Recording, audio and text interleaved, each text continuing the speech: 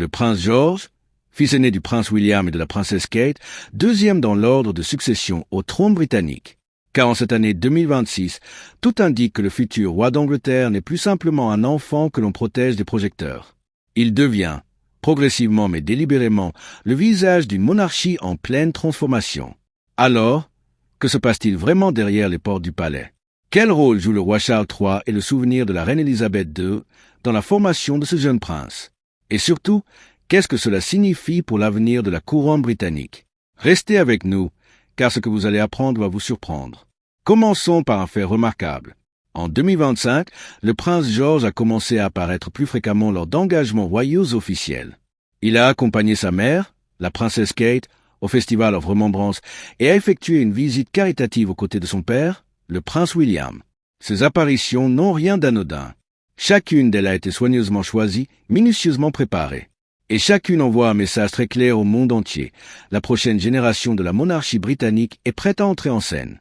Ce qui frappe le plus les observateurs, c'est l'attitude de George lui-même. Lors de récentes apparitions, le jeune prince est tenu aux côtés de sa mère et de son grand-père, le roi Charles, avec une confiance tranquille. À un âge où la plupart des enfants sont encore loin de toute attente publique, George a déjà participé à des moments royaux soigneusement orchestrés. On pourrait s'attendre à de la nervosité, à de la maladresse. Mais non, ce qui transparaît chez ce garçon de 12 ans, c'est quelque chose que l'on ne peut pas véritablement enseigner. Une présence naturelle, une conscience aiguë du moment.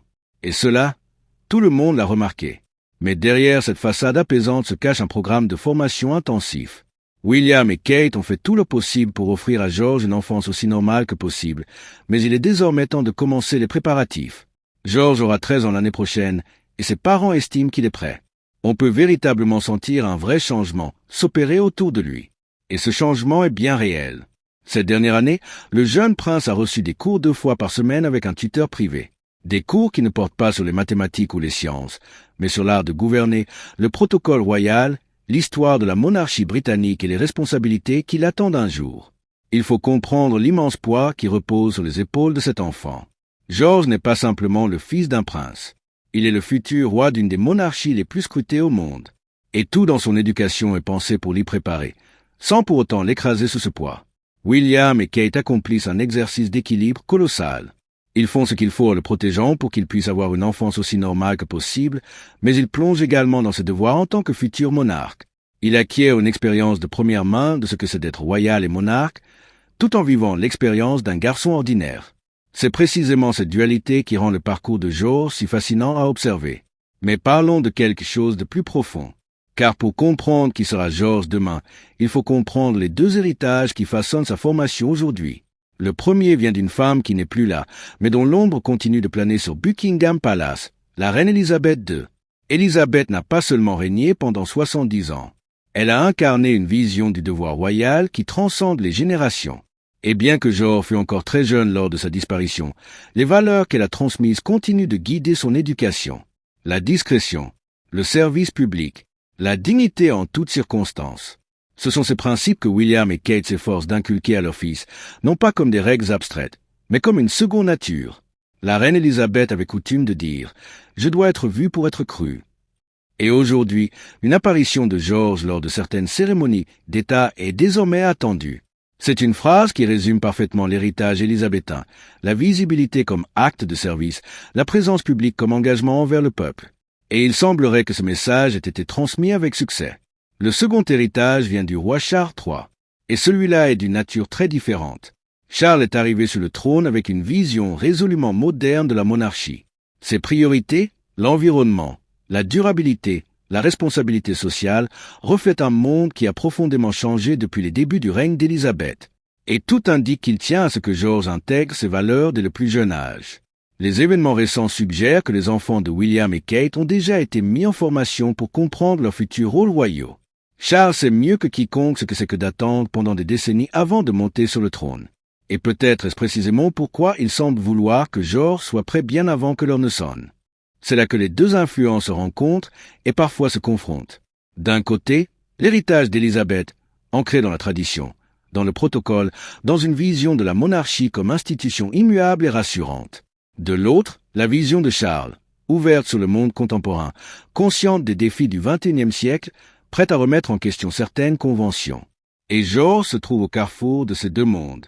On peut se demander si cet équilibre sera facile à maintenir pour lui, et si un jour il devra choisir entre ces deux héritages, s'il parviendra à les réconcilier. Ce qui est remarquable, c'est que les premières apparitions de George semblent déjà refléter cette synthèse.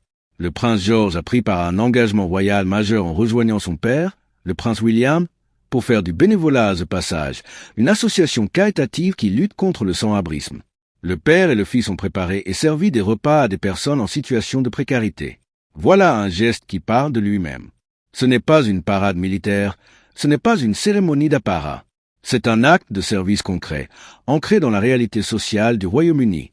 Un geste qui aurait plu à Élisabeth pour son sens du devoir et qui incarne parfaitement les valeurs défendues par Charles. Pour le biographe royal Robert Jobson, cette récente apparition de George représente un éveil au service. Et les observateurs qui l'ont vu évoluer lors de ses engagements notent qu'il est mesuré et conscient de son rôle. Des mots forts pour un garçon de 12 ans, mais il reflète quelque chose de palpable. George n'a pas l'air d'un enfant que l'on traîne à des événements officiels. Il a l'air de quelqu'un qui comprend, à son niveau, pourquoi il est là. Mais voici une question que l'on peut se poser. Est-ce réellement aussi simple que cela en a l'air?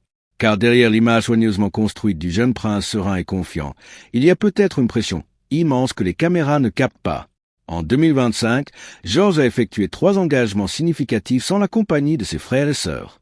Ce développement souligne l'intention du couple royal de préparer leur fils à son rôle éventuel tout en gérant les pressions associées à la vie royale. 3 engagements seuls. Sans Charlotte, sans lui à ses côtés. Cela peut sembler anodin, mais pour un enfant de cet âge, se retrouver seul face aux caméras, aux protocoles et aux attentes du monde entier, c'est une expérience fondamentalement différente de celle d'une sortie en famille. On peut également se demander comment George lui-même vit cette transition. Son père William a confié que la famille avait choisi de tout dire à leurs enfants, les bonnes nouvelles comme les mauvaises, en particulier concernant les récentes épreuves de santé de Kate et de Charles. Toutes les familles traversent des moments difficiles. La façon dont on les surmonte fait toute la différence, a-t-il déclaré. Ces mots révèlent quelque chose d'important. George n'est pas élevé dans une bulle protégée de la réalité. Il grandit avec la conscience que la vie est faite d'épreuves et que la manière dont on y répond définit qui on est. C'est peut-être la leçon la plus précieuse que ses parents puissent lui transmettre. Mais que signifie tout cela pour la monarchie britannique dans son ensemble? En 2026, il semble probable que George embrasse son futur rôle de façon encore plus marquée. Et cela arrive à un moment particulièrement crucial. La monarchie britannique sort d'une période de turbulence. Les problèmes de santé de Charles et de Kate, les tensions persistantes avec le prince Harry, les controverses autour du prince Andrew. La famille royale a besoin d'un symbole d'espoir, d'un signe que l'avenir est assuré. Et ce symbole, aujourd'hui, c'est George. Le changement est à l'horizon pour la famille royale britannique en 2026. Et George n'est pas le seul à devoir se préparer pour l'avenir. Toute la famille est en mouvement, en réajustement, en repositionnement. Mais c'est bien George qui cristallise le regard du monde. Car chaque fois qu'il apparaît en public, il ne représente pas seulement sa famille. Il représente la continuité d'une institution vieille de plusieurs siècles.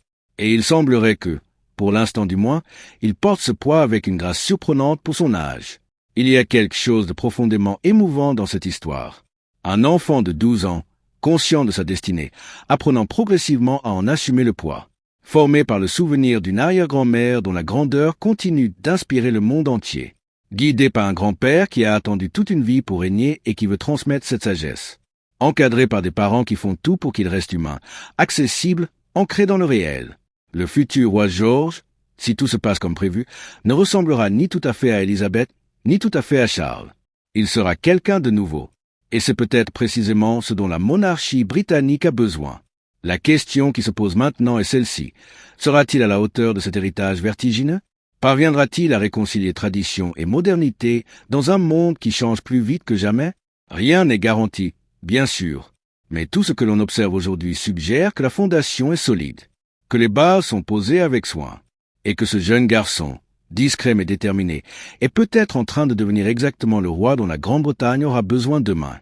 Si ce type de contenu vous passionne et que vous souhaitez ne rien manquer des dernières nouvelles sur la famille royale britannique, abonnez-vous à cette chaîne et activez la cloche de notification pour être alerté de notre prochaine vidéo.